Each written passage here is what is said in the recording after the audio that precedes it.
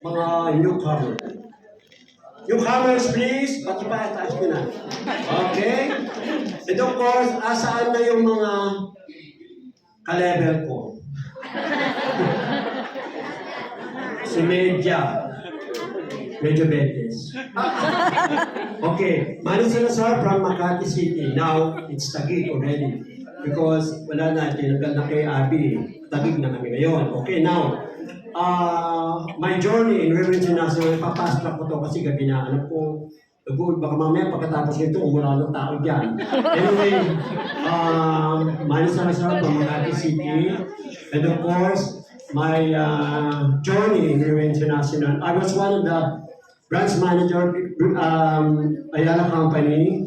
I was a former realtor for 35 years. Sino mga realtor dito? Realtor! Ahente ng housing lot only condominiums. Di ba mga panahon natin pero mga ang the best talaga sa Ayala Company, kaya doon ako nagtagal ng 15 years kasi imagine, di ba?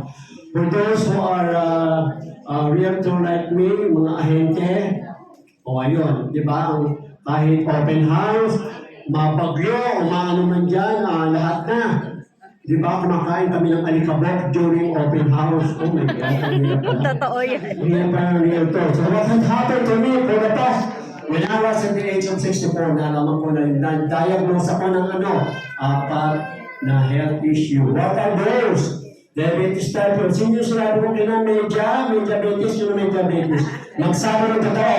Dahil pag na nagsabi, lagot kayo. Okay? Now, as I've said, 64 years old ako, na-diagnose ako ng 4 health issue. Diabetes type 2, psoriasis, osteoporosis, saka hypertension. Alam mo yung tatay ko. Ang dami pa pamana, ito pa, health pa. O diabetes pa, grabe. Diba? Ang hirap. So, gano'n. A good friend of mine invited me to attend this seminar. That was 2020. Sino yung mga 2020 dito nakabatch ko? 2020? Diyos ko, 4 years na, 5 years na pala. Bulang na ako sa highway, ano ba yan? Kumbaga, elite diamond one star pa rin ako, gawin nakakaya. Anyway, bago ang lahat, yung mga elites, believing, especially ito, pinakagwapo na ng Rio International, no other than Sir Ramon Ando. Yan ang ating grabe, no? Diamond 3 star, Diamond 10 star, Diamond 1 star, elite, nakatulad ko. Okay, thank you so much. And of course, nung dahil sa akin ng health issue ko na yung na-apat, ang nangyari ganito, si Sir Rod, dapat siya nakasalita sa akin, ipinanita sa akin yung position. But anyway, umalis na kasi siya. Bali, kwenta kong pare ko siya, is living in San Pedro, Laguna. And dahil mo two-star na sa akin, cross, dahil mo two-star. And then of course, pumunta sa bahay, sabi ko naman yung mga racket ko na naman yan, mga racket. Tatalo mo racket. Galing tayo dun sa ganun.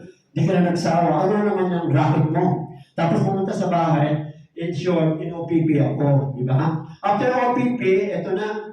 Hindi ko naman pinakansin those times. Kasi hindi naman tayo kaagadaling yung of course, di ba? Lalo na ngayon, dami scammers, di ba? Actually, na-scam ako sa bahay. My God, ano nangyari? Pumunta sa bahay, yung aking, ano ba yun? Ito, bago lang. Tawag nito, pumunta sa bahay. Sabi niya, Sir Manny, meron akong mag-aayos sa TV mo, refrigerator. Ako sabi ko, bakit mo alam? Ito, ganyan. Then, kumbaga sabi niya, naghahanap ng titirahan kasi may paupan ako apat. O 8,000, 10,000, tsaka 5,000. Ngayon sabi nga nung renta mo, ang bakante ko 8,000 na lang. Sige mamaya babayaran ng asawa ko. Ito ka, pagdating sa bahay, binuksan yung aking refrigerator. Sabi niya, kaya kong gawin yan. Sinaksak. Yung sa pilar niya tapos liwanag. Tapos yung TV ko, binaba, nakamount yung TV ko, malaki, 55 inches. Diba, nakamount From sa mount, nakamount na yung pinaka. Tapos, yun yan, tester niya, tapos liwanag. Bibili po ako ng ano tawag ito? Yung pyesa. Sabi ko, dali mo yung kwan para wag na, kabisado ko yan, aba, alas 11, wala nang dumating. Nasabihin, Islam ako na, sabi na, magkano ba aabotin yung pyesa? Wala to do sa sa refrigerator, 700, yung 1.9. Ipapasahin ko, wala. Binanong pa ako, ba 2,000? Just imagine, 11 in the morning, wala nang dumating. Sabi ko dun sa karpentero ko, ano nangyari sa'yo? Edwin, nasa ni-refer mo sa akin, nansay gumawa yung pala, na-scam pala ako, hindi ko alam. Diba yung gano'n, diba? Hindi mo kailangan tayo, diba? But anyway, lumayo na usapan natin. After sharing the servo, ayun na, ay ito, dumating sa after 1 week, nagdala ng isang bote. 6th edition pa po yun. Sino umabot sa 6th edition? Ayan, diba? Ang dami. Anyway, tapos, hindi ko sinasabing na health issue ako na 4. Tapos, sabi niya, try mo yan, sabi sa akin. Sabi ko, wala akong pera. Magkano ba yan? Mukhang sa itsura na lang, parang ang mahal-mahal, di ba? Sabi ko ganyan. Ay, sabi niya, hindi, total. Oy, may utang ka sa akin, 10,000. Sabi ko, okay, sabi niya, ang product pala, 20,880 during that time, 2020, tama? 2020. Di ba? 20,880. May utang ka sa akin. Sige, ikaltas mo na lang. Sabi ko naman ba, binibiro ko. Tapos, in short, I took one battle. Of course, nakaramdam ako ng healing manifestation or the so-called healing reaction. Tapos, alam pala rito, bumunan ko. Tapos, ayun na.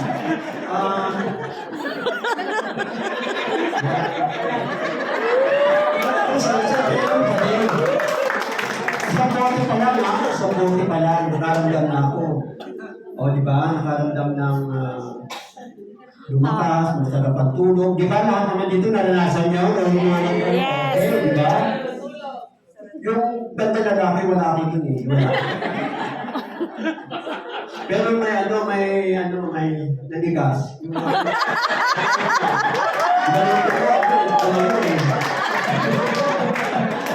Pagkatapos, di ba, totoo pala yun? Parang hindi totoo.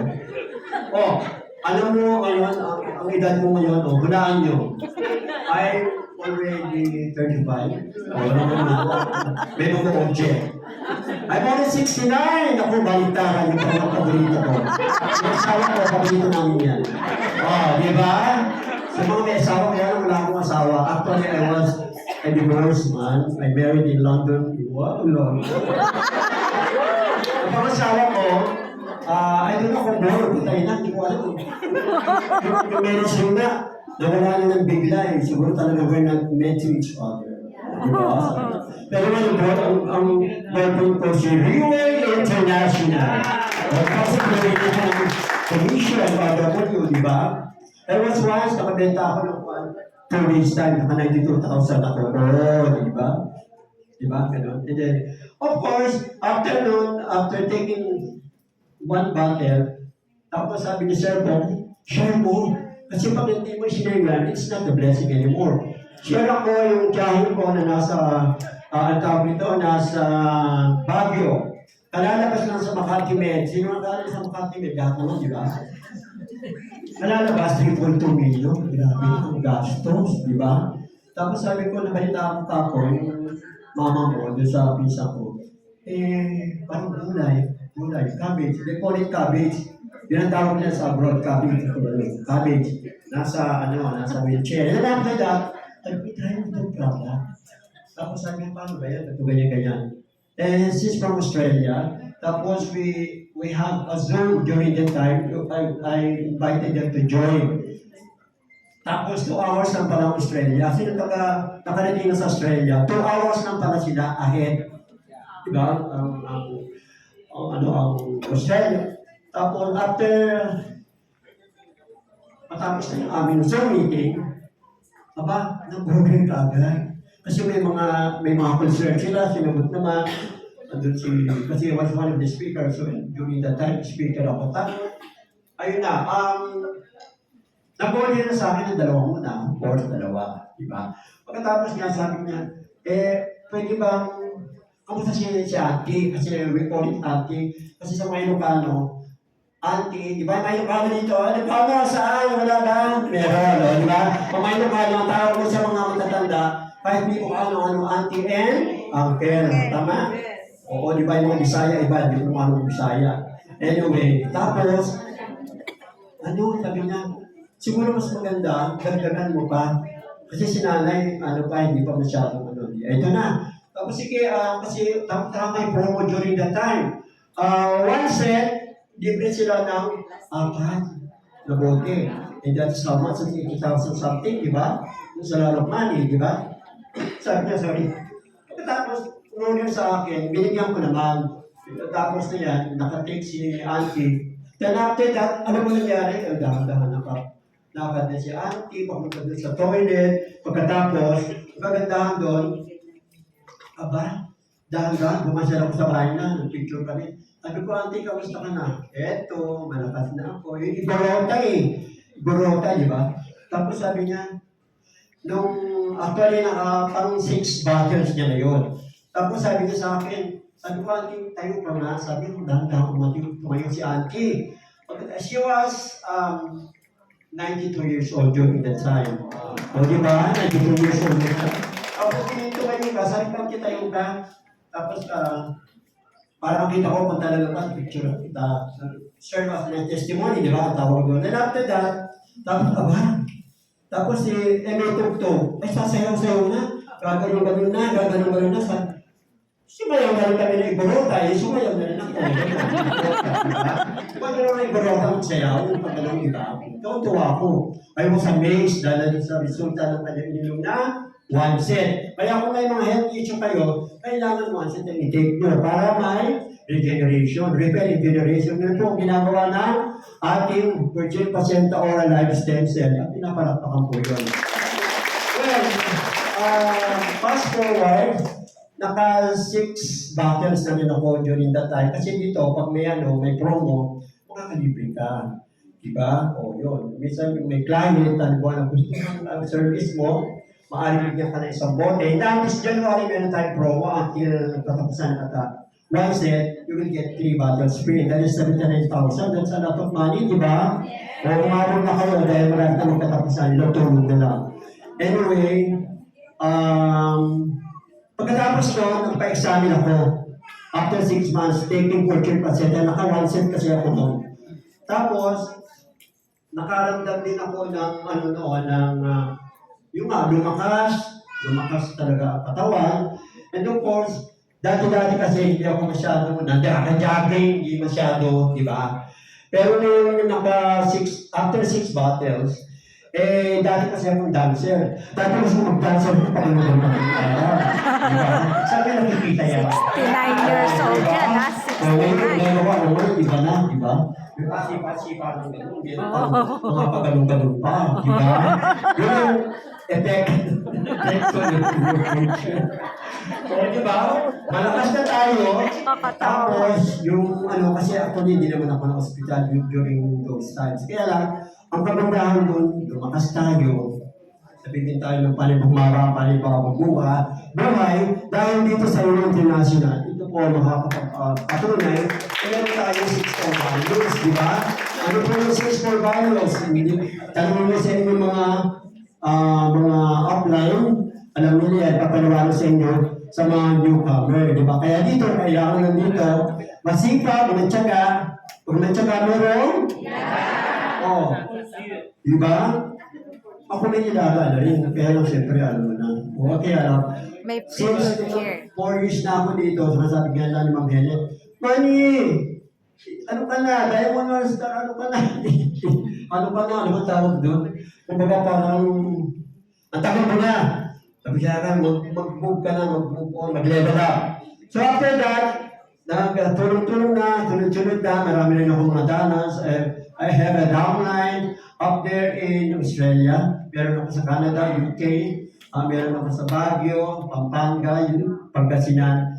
Dumami na rin, di ba? Dahil siyempre masipag tayo. Kailangan ko magsipag.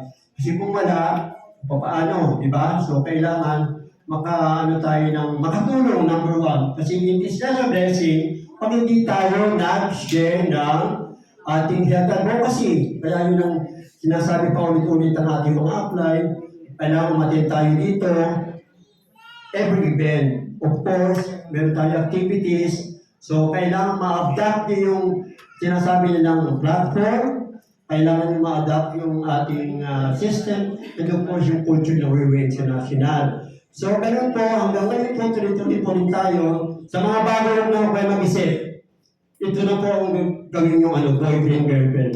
That's all, and maraming salamat.